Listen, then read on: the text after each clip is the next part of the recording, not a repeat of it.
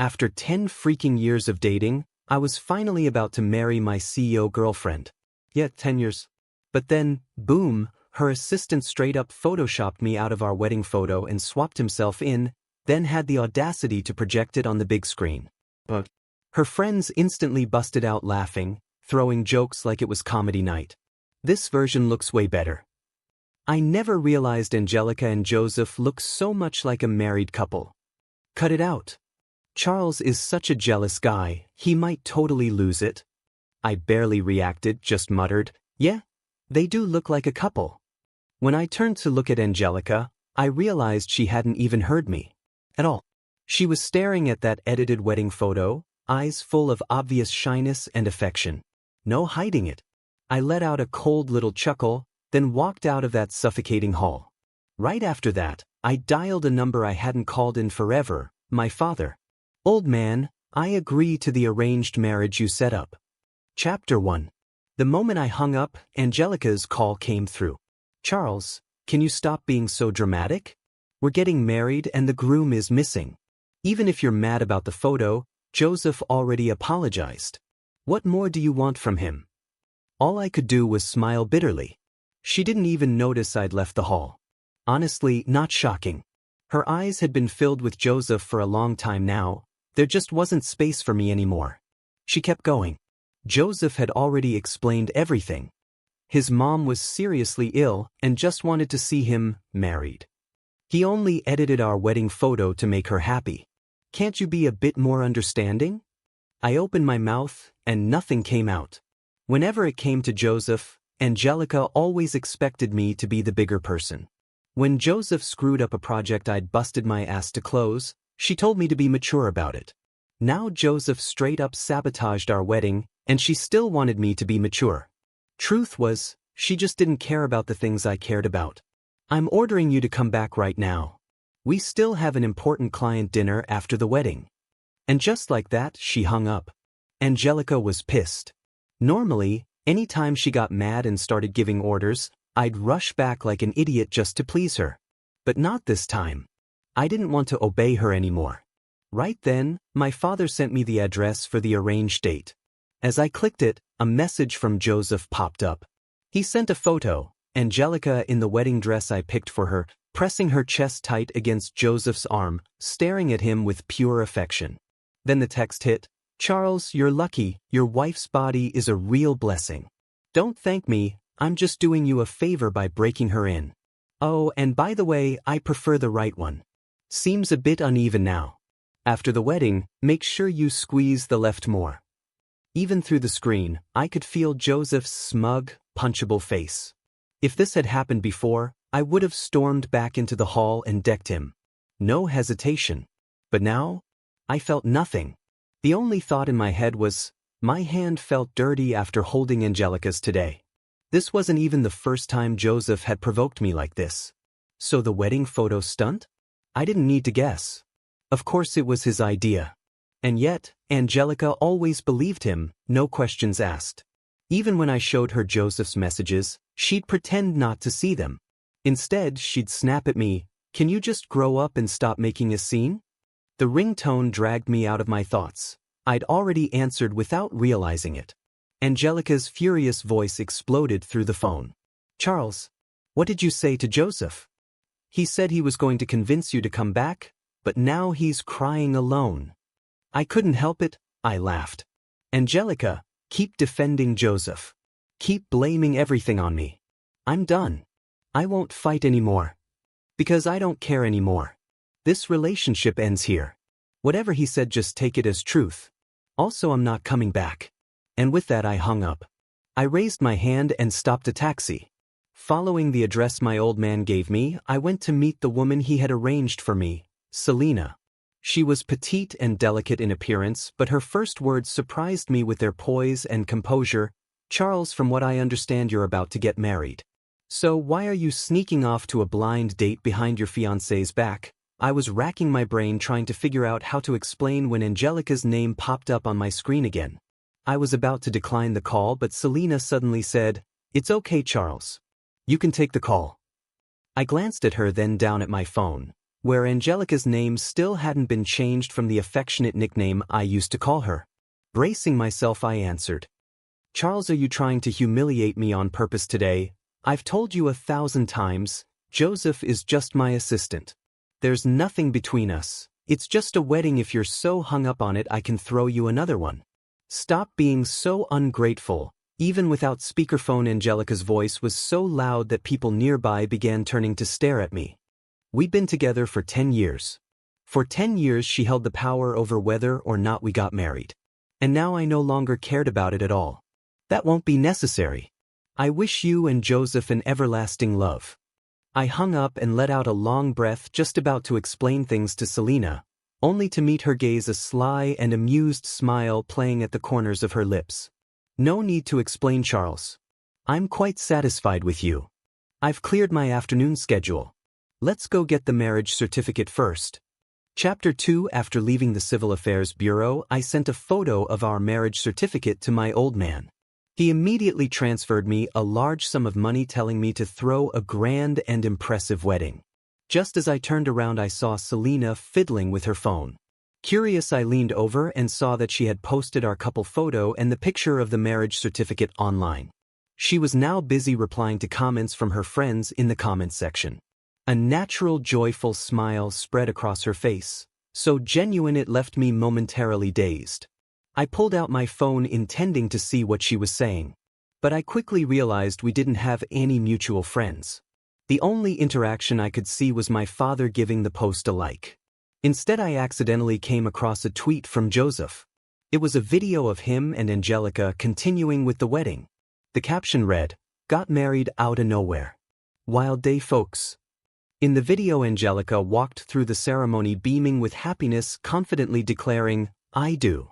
I used to think that if I ever saw this scene I would be overwhelmed with heartbreak, maybe even cry my eyes out. But now I felt nothing. Just so.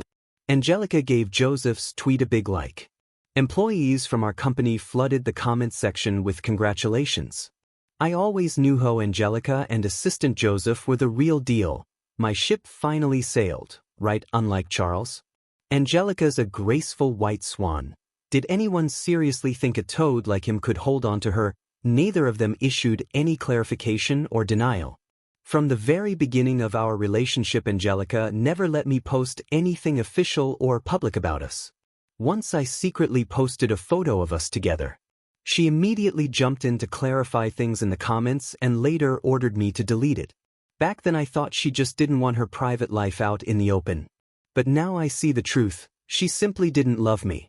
While Selena was off changing into a wedding gown, I received a call from the hotel manager. He told me that Angelica had contacted him saying she wanted to proceed with the wedding and even asked to add 4 more banquet tables. Joseph's family and friends would be attending too. Since I had been handling all the wedding arrangements myself, the cost of adding more tables would push the budget beyond what I originally planned. So the manager called to confirm. "No need," I said. "Cancel the booking." There was a pause on the other end. "Also, please help me reserve your most premium wedding package. I'll come by later to finalize the details." After hanging up, I turned to see Selena, now back in her gown. Dressed in pure white, she looked like an angel who had somehow wandered down to earth. When she walked up to me, I was momentarily stunned. She reached for my hand, lifted her skirt with the other, and excitedly dragged me toward the photo studio. She radiated a warm, glowing energy. On the way, we accidentally bumped into someone. I moved quickly to help them up, only to hear a sharp voice call my name. Charles. The first looked closely. It was Angelica's best friend. She stared at me, then at Selena, and suddenly shouted in disbelief, "You bastard, I knew it. When you disappeared halfway through the wedding, it was because you ran off with your side chick. How could you do this to Angelica after she stood by your side for all these years and was about to marry you? None of Angelica's friends were decent people. 10 years ago, when I had just started dating Angelica, they came at me in a pack, waving her name around to get me to spend money on them to please her. And when they found out I had fallen out with my family, they jumped at the chance to convince her to leave me. After Joseph showed up, no one jumped higher on the bandwagon than the woman standing in front of me right now. So I saw no reason to keep tolerating any of them. I let out a cold laugh and shot back, "Since all of you were rooting for Angelica and Joseph to be together, and now they've had their wedding, just don't come bothering me anymore." And be sure to pass along my blessing. May they live happily ever after. Also, this lady beside me is my fiancée, not a side chick. Keep talking trash and I'll rip that tongue out of your mouth. With that, I ignored her screeching and turned to lead a slightly stunned Selena away. The wedding photo shoot went smoothly. Even though Selena had to change into several different outfits, she genuinely enjoyed the whole process. I couldn't help but recall the time I did a wedding shoot with Angelica. We'd booked a full 4-outfit session, but after just one look she got impatient, canceled the shoot, and rushed off to meet Joseph for a date. I shook my head and pushed the thought away. I had already decided to embrace this arranged marriage. The past should be left cleanly behind. After escorting Selena home, I said goodbye and turned back to Angelica's place to pack my things. To my surprise, the passcode lock stopped me at the door. After a few failed attempts, the door finally opened from the inside. And standing there was Joseph, wearing my oversized shorts, my couple's slippers with Angelica, and with damp hair that looked freshly washed. When he saw me, a knowing smirk curled on his lips. "Charles, you're finally back. Wasn't the code your anniversary date with Angelica? She was worried I'd feel left out, so she changed it to our anniversary instead. You probably don't know the date. Here, let me show you." He stepped to the side, conveniently making way for me to enter. I ignored him and walked straight into the apartment. Only then did he close the door and follow me in like he couldn't rest easy unless I beat him up first.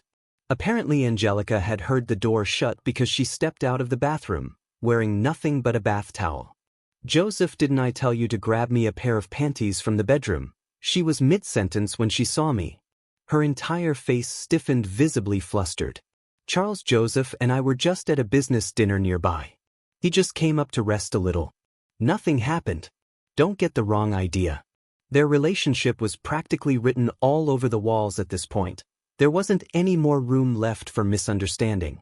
Her underwear had been hidden in a tucked-away part of the wardrobe, and her casually given instruction to Joseph, clearly not the first time she'd asked him to do that. An assistant who fetches panties for a female CEO. Anyone with half a brain knows what kind of assistant that really is. Sure. No misunderstanding. A flicker of sarcasm flashed in Angelica's eyes as she straightened up, assuming her usual haughty tone. "Charles, what kind of attitude is that? My best friend already told me you hired some actress this afternoon to take wedding photos with you. You're just trying to get under my skin, aren't you? Well, I guess now I've made you uncomfortable too. That makes us even, but don't forget, you ruined my wedding today and made Joseph cry. Now apologize to him." It was always like this. No matter who was right or wrong, I was always the one who had to apologize to Joseph in the end. At first I resisted. I'd bring out evidence, argue with Angelica. But all she ever gave me in return was that same look of disappointment, asking me when I was finally going to grow up. Every time I saw that disappointed expression, I'd be overwhelmed by an irrational sense of inferiority, anxiety gnawing at me.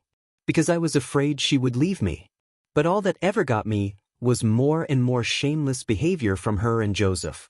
Peering over Angelica's shoulder, I clearly saw inside the bedroom. Clothes both of them had worn during the day were carelessly scattered all over. Angelica's bra and panties hung from the bedside lamp, and a torn pair of stockings lay crumpled by the bed. I let out a cold, joyless laugh. "Sorry, did I interrupt your honeymoon, sweet Angelica? We're done." Chapter 3. Angelica stared at me in disbelief, her eyes wide. "What do you mean it's over? You're breaking up with me?" I looked straight into her eyes and repeated slowly, word by word, "Angelica, we're done." Did you hear that clearly this time? This time I was certain she heard every syllable, because she froze on the spot. Joseph stepped forward, putting on that fake self-pitying act of his. "Charles, it's my fault. I insisted. Angelica, let me rest here after our business dinner. I didn't mean to hurt your relationship. If I'd known, I would have just grabbed a cab and napped on the way home." I was speechless at how two-faced Joseph could be. But before I could say anything, Angelica snapped at him first. "Shut up." Joseph clearly hadn't expected the fire to hit him first. He immediately shrank back. "Charles, the first know you're upset about today. Tomorrow I'll throw you another wedding. I promise nothing will go wrong this time. Let me deal with Joseph. It won't affect the ceremony tomorrow." With that, she turned and hurried back inside to get dressed, then dragged Joseph out the door. Left alone in the now quiet apartment, I let out a soft sigh. After packing all my things, I stepped out of the apartment where Angelica and I had lived together for 10 years. I didn't look back once, not even a little nostalgic. After all, tomorrow my wedding with Selena would go ahead as planned. And from that moment on, Angelica and I would become nothing more than two parallel lines, never to cross again. Maybe it was the anticipation, but I woke up early the next morning. After picking up Selena and checking her into her hotel suite, she headed upstairs to get ready for the ceremony. Meanwhile, I stood at the entrance of the hall greeting guests alongside my father. Most of the attendees were business associates of my father and Selena's grandfather. Very few were actually my friends. Not that I had many to begin with. Selena's friends did show up though. Whether by her request or not, they were all exceptionally warm and friendly toward me. Everything went smoothly by the book. Once most of the guests had arrived, the ceremony began. Standing at the center of the stage, I suddenly felt a wave of nervousness wash over me. But as Selena's grandfather walked her down the aisle step by step, her smiling face blurred behind the veil, I slowly calmed down. When he placed her hand into mine with deliberate weight, I felt a new kind of heaviness settle into my palm, a responsibility I hadn't known before. We followed the ceremony sequence. I lifted Selena's veil, we recited our vows, and prepared to exchange rings. But just as I was about to slide the ring onto Selena's finger, the doors of the hall slammed open. "Charles, it's our wedding day. Why didn't you come pick me up? What the hell is this supposed to mean?" For I turned around to see Angelica storming into the hall in a wedding dress. Behind her were her parents Joseph and a whole group of her extended family and friends. The hotel manager was trying his best to block them, but he couldn't stop the crowd. He was soon pushed aside and left scrambling. Looking embarrassed, he hurried over to me to explain. Apparently, when I asked him to change the wedding hall, he didn't realize the bride would also be different, so he had informed Angelica about the venue change. It wasn't until I confirmed the wedding details with him later that he realized there had been a huge misunderstanding. His face twisted in rage as he yelled at Angelica, "So what if I sent them? That bastard is nothing but a coward. He saw the messages I sent and didn't even dare say a damn word." Angelica was briefly stunned, clearly shocked by Joseph's sudden betrayal. But I had no interest in watching their drama unfold any further. "If you two want to argue, take it somewhere else. Don't keep disturbing my wedding." With that, I turned to walk back into the chapel. But just then Angelica's mother suddenly rushed up to me and grabbed my hand. "No way today. You either marry my daughter Angelica or you pay back every penny she spent on you over the past 10 years. Angelica's father quickly chimed in. "Exactly, you're a useless parasite. You mooched off my daughter for 10 years. She wasted all her youth on you. Pay up." I nearly burst out laughing. Seeing Angelica had no intention of stopping her parents, I calmly asked, "So how much do you two think I owe?" Angelica's mother, thinking she had a chance, hastily held up 3 fingers and was about to speak. Angelica's father quickly blocked her and held up 5 fingers, shouting, "First, 5 million. You lived off my daughter's money and resources? $500,000 a year for 10 years, that's 5 million. Sounds fair, right?" Looking at the shameless greed on their faces, I simply gave a cold smile. "Fair, fair my ass." Angelica's company was started with the 1 million yuan I brought from my family. I am the company's biggest shareholder. But for the past 10 years, I've only taken a basic salary based on my role. That salary also had to cover daily expenses for both me and Angelica. As a shareholder, I trusted Angelica completely and let her manage all the dividends. But now I have to ask, where did all that money go? Chapter 7. Angelica jolted slightly upon hearing those words and hurried toward me. "Charles, my parents were talking nonsense. I never agreed to break up with you. Why are we even talking about money?" I didn't let her finish. I cut her off immediately. "That's enough, Angelica. Our breakup is already a settled fact. As for the money, I wasn't planning to fuss about it. But what I can't accept, what I'll never forgive, is that you used my money to buy Joseph a house." Angelica protested emotionally. "What are you talking about, Charles? That house was meant to be our marital home. You always said that once we got married you wanted a real home of our own.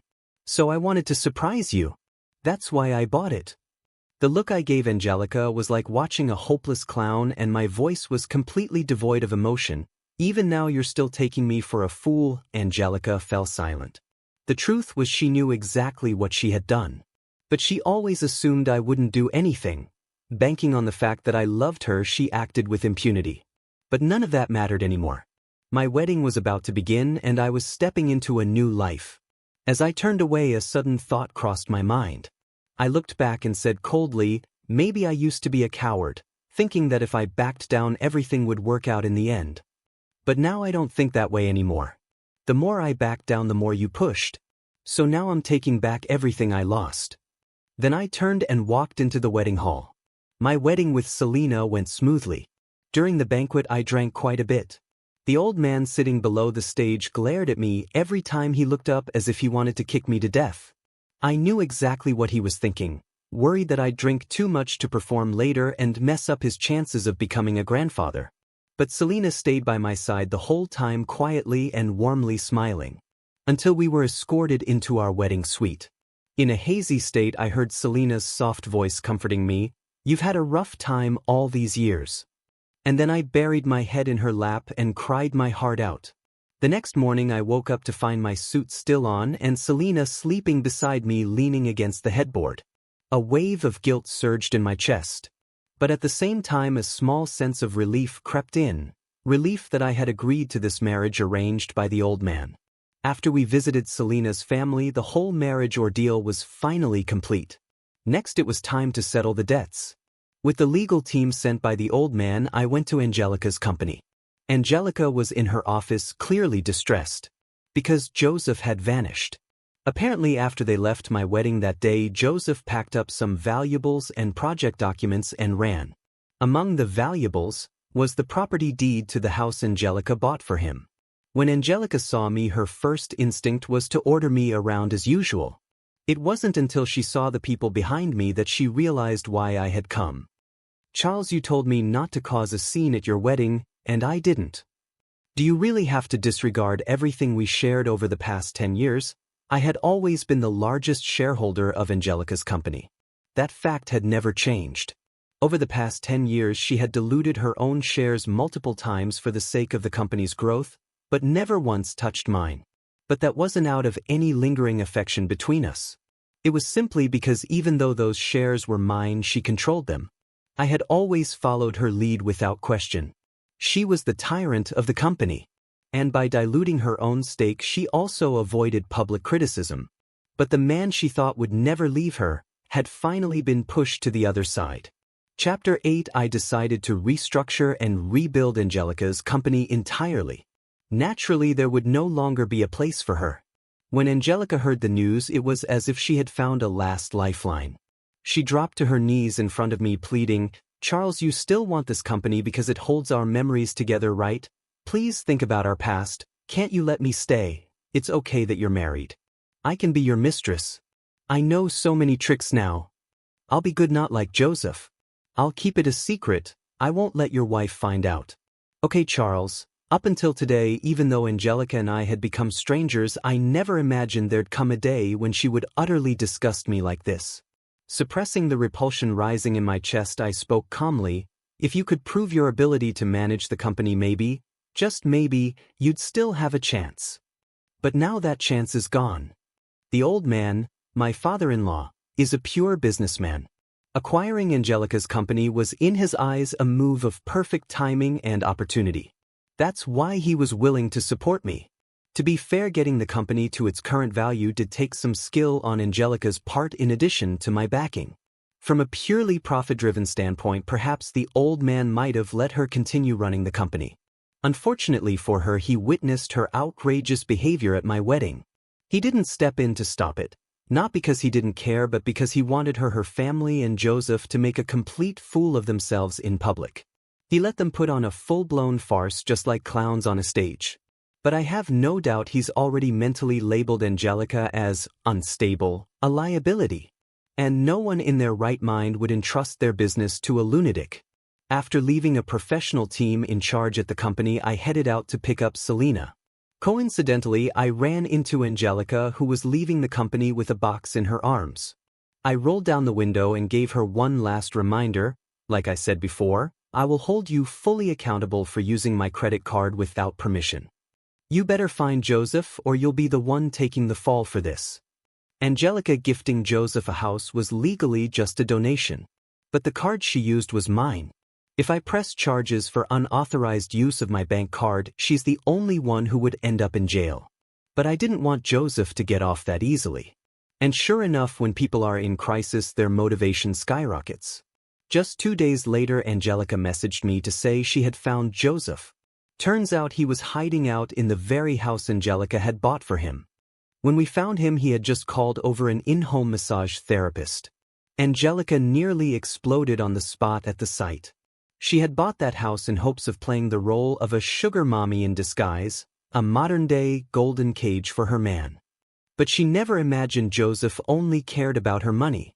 He was even using her money to enjoy the company of other women. Furious, Angelica rushed forward to confront him. But Joseph, now seeing her as nothing but a nuisance, wasn't about to be polite anymore. Once a sugar mama runs out of money, she's worth less than a stray dog. Joseph hurled insults at Angelica in every possible way, wearing down her pride and driving her to the brink of madness. Though perhaps she still had a shred of reason left. Yeah, after all, she only ended up brawling with Joseph, and it was the massage therapist who called the police. Both of them, bruised and swollen, were hauled away by the cops. Like, for real. The message I received came from Angelica after the officers were preparing to release them. She finally got her phone back and reached out. But even after sending the message, she couldn't hold back her rage. Straight up. She got into another fight with Joseph right outside the police station. So the two of them were dragged right back inside, again. But that's when I arrived at the station. The moment Joseph saw me, his first instinct was to bolt. Maybe the slap I gave him at the wedding had left a mark, not just on his face but in his memory. He'd learned the hard way what happens when a nice guy finally snaps. No joke. What I don't know is if the beatings Angelica gave him left him traumatized about women too. During this second round of questioning, Angelica finally came clean about Joseph absconding with company funds. The police took it seriously, and upon further investigation, it turned out Joseph was a seasoned con artist. With that charming face and a silver tongue honed over years, he had drifted between major cities, scamming women left and right, low-key ruthless. In the past, he had always been cautious, never letting husbands or boyfriends find out. But with Angelica, he was bold. She protected him at every turn, even going so far as to attack me for his sake. And back then, my blind love for her made Joseph believe he could defecate on my head and still get away with it, which is crazy. But instead, it all spiraled into the worst possible outcome for him. Joseph had already contacted a real estate agent and was planning to disappear as soon as the house was sold. He didn't expect Angelica to track him down and get him thrown in jail. What he really didn't see coming was that the agent he contacted happened to know a sales rep in that very neighborhood. That rep worried he might get dragged into the fraud case because of the stolen card used to buy the house, kept an eye on the property's status. When he heard the house was going on the market, he immediately informed Angelica of the details. That's how Angelica managed to corner Joseph in the house. In the end, Joseph was arrested for fraud and slapped with handcuffs. By the time he gets out, it'll be at least 10 years from now. The house was recovered and returned to Angelica. She sold it at a reduced price, covered the difference herself, and respectfully returned my credit card. Only then did I agree not to press charges. After that, I cut all contact with Angelica. The next time I even heard her name was about 6 months later. Selena, now pregnant, had grown bored of staying home every day, so I took her with me to check on the newly restructured company that once belonged to Angelica. An old employee from Angelica's time told me that someone from the past had left a message for me. Before she could say another word, I raised my hand and stopped her. Seeing her frustrated expression, I wondered just how much of Angelica's version of the story was pure fabrication. But none of that mattered anymore.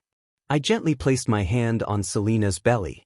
Since they are a figure of the past, they should stay honestly in the memories.